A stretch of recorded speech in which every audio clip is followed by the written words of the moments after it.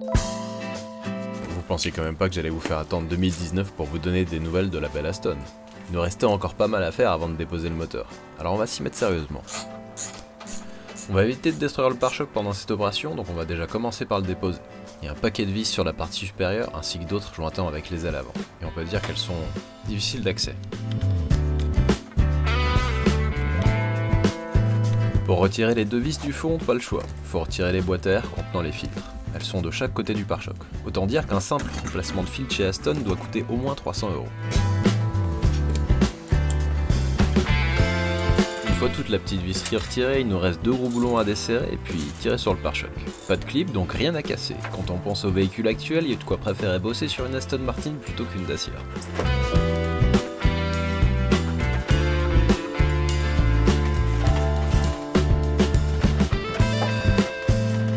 Cette dépose est de toute façon bienvenue car ce pare-choc et les ailes avant méritent quelques soins pour être parfaitement présentables.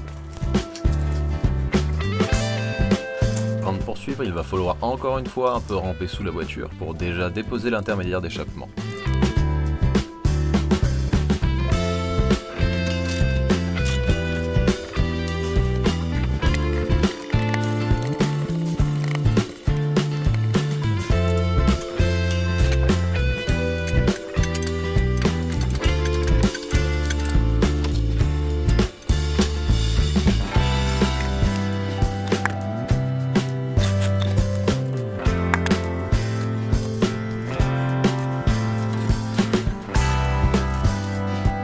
Maintenant accès à la plaque de protection de l'arbre de transmission.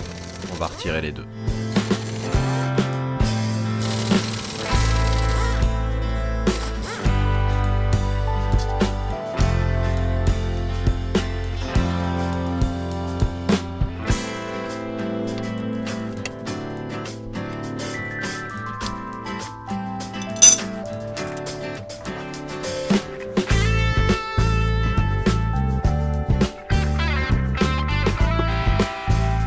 Fin utile, voici là où se connectent tous les faisceaux extérieurs. Dans le cas présent, je vais plutôt débrancher tout le faisceau du moteur et le laisser avec la caisse. Pour disposer d'un maximum de place, on va déposer encore quelques accessoires, à commencer par cette pompe de direction assistée.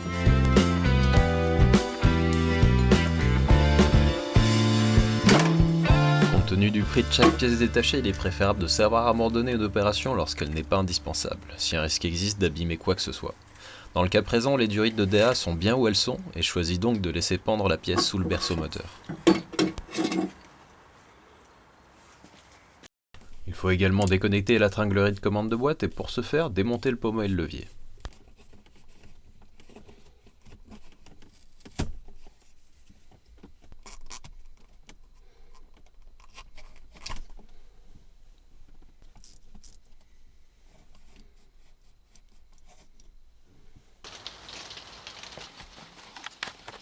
Pour que l'ensemble moteur-transmission puisse être sorti, j'ai démonté la commande de boîte que je cale afin qu'elle ne vienne pas gêner l'opération.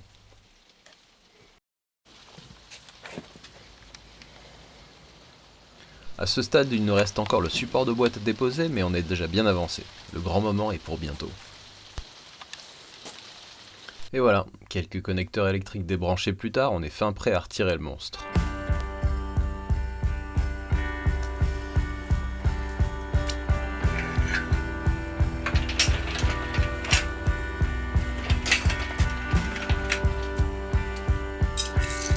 Pour faciliter la manœuvre, j'ai acheté un équilibreur de charge qui va permettre d'incliner facilement l'ensemble vers l'avant ou vers l'arrière.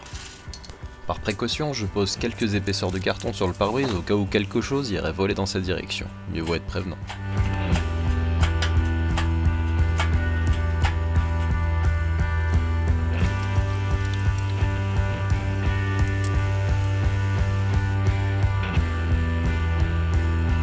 Exactement comme ça a été le cas pour la 535 IA précédemment, le collecteur côté conducteur bute sur la colonne de direction. Je me résous donc à le déposer également.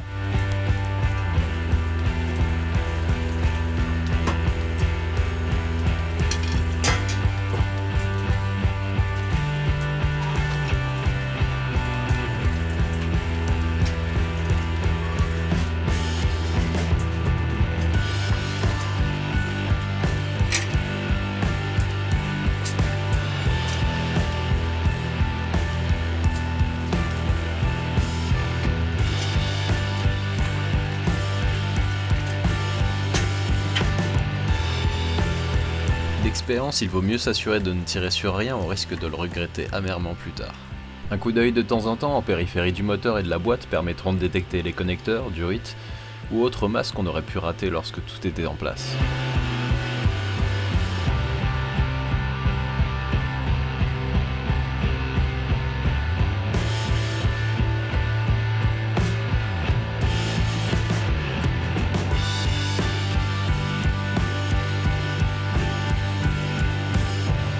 Un vent de liberté souffle à travers la plaine.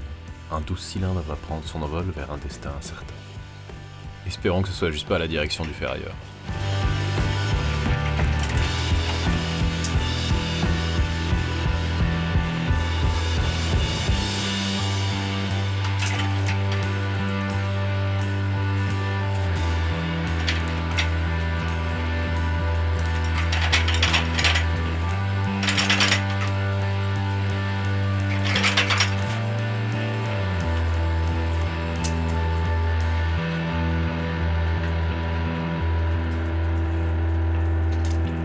Encore une fois, je suis surpris. Je m'en sors seul et sans trop de difficultés. C'est un boulot intimidant vu les dimensions du moteur ainsi que son poids, mais avec le matériel adapté, c'est tout à fait faisable.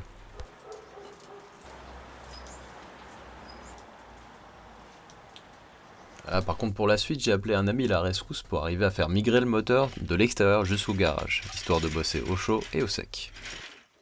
Histoire de ne pas risquer de voir le moteur prendre réellement sa liberté jusqu'en bas de la rue, j'ai assuré la chèvre à la 535 qui va également servir à la tirer jusqu'à la partie plane du garage.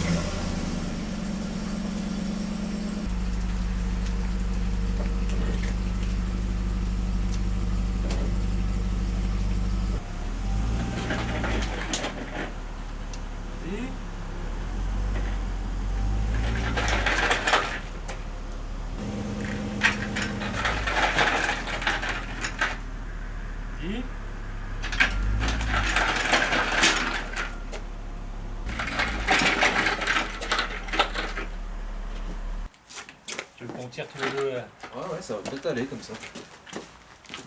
Je te laisse de la place.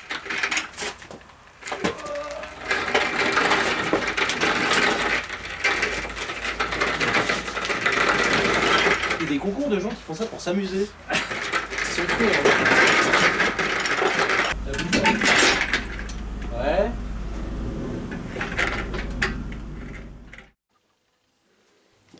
Pour pouvoir mettre en place le moteur sur le stand qu'on a monté précédemment, il va falloir déposer la transmission. Première chose à faire, retirer les restes du support moteur qui était forcément HS et bien grippé pour me faire chier, pour pouvoir retirer la fixation des canalisations de refroidissement de la boîte. Oui, vous avez bien entendu.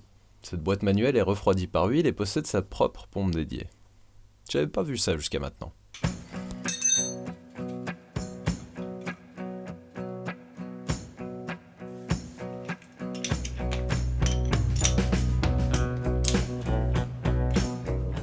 Pas bien compliqué pour la suite, mais il y a quelques vis à laine et hexagonales à retirer pour pouvoir décager la boîte.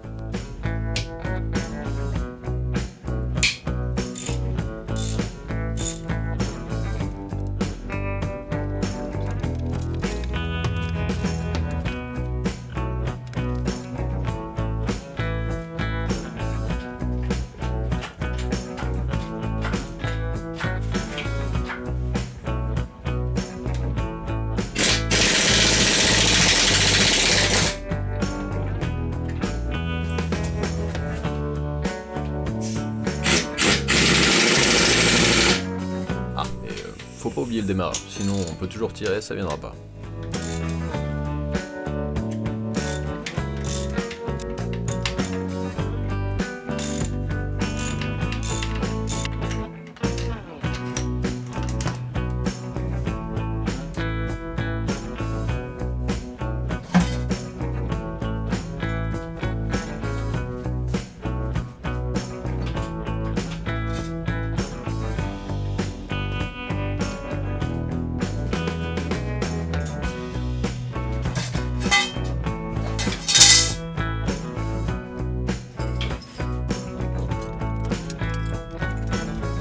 Maintenant accès à l'ensemble de friction, c'est-à-dire plateau de pression, disque de friction, volant moteur et couronne de démarreur.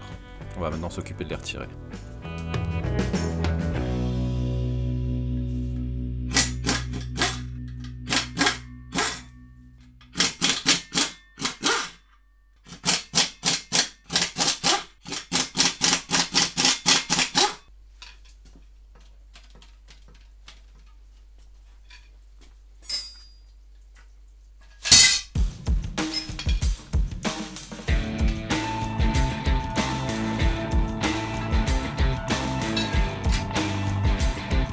Dans l'ensemble, les nouvelles sont bonnes.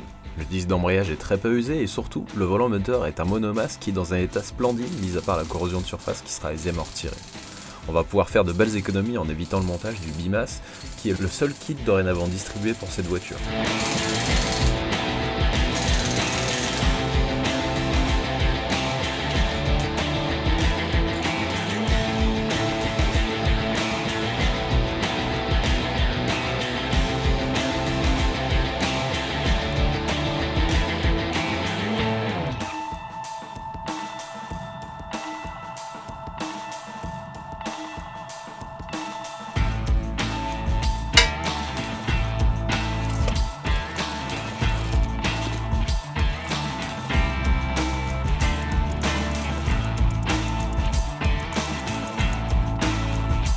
Avant de fixer le moteur au stand, je vais juste retirer la pompe à eau externe histoire de gagner un peu de poids suspendu. Ce sera toujours ça de moins à supporter.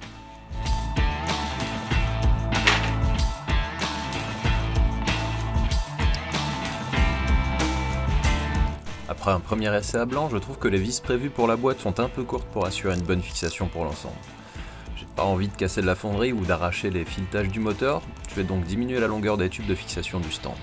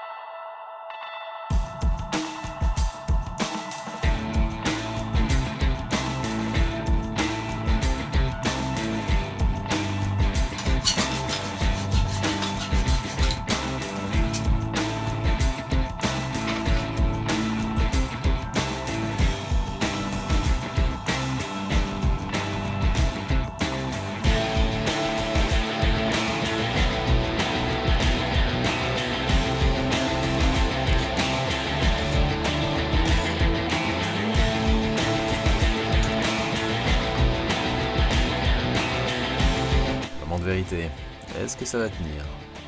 Notez la disposition originale entre la chèvre et le stand, pas moyen de faire autrement. La suite sera donc assez peu académique pour enlever la grue de là.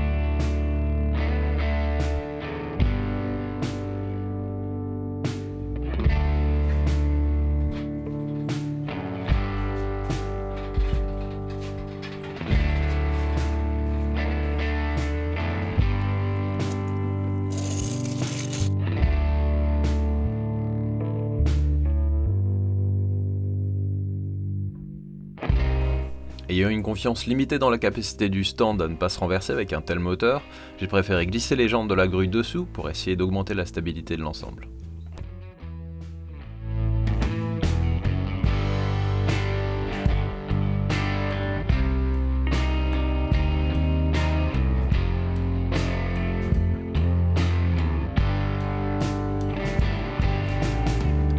Et c'est maintenant qu'on va bien rigoler. Je vais essayer de renverser le moteur culasse en bas.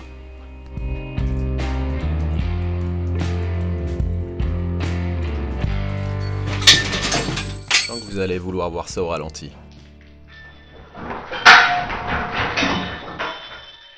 Je sais pas combien pèse ce truc, mais en tout cas ça dépasse mon entendement. Il va rester un bout de temps dans cette position avant que j'ose de nouveau le faire tourner. Et donc j'ai surtout laissé la goupille en place pour éviter que ça arrive.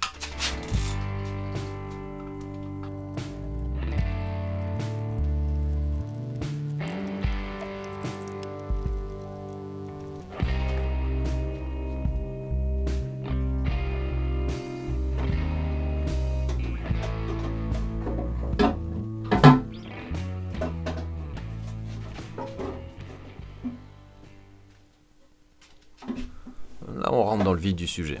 Je vais déposer le carter d'huile qui va nous donner accès à toutes ces pièces qui ont souffert le martyre. Ça annonce également la fin de cet épisode. En attendant, si vous ne l'avez pas encore fait, il y a pas mal de vidéos et un bouton pour s'abonner qui n'attendent que vous. Alors je vous dis à la prochaine et à bientôt!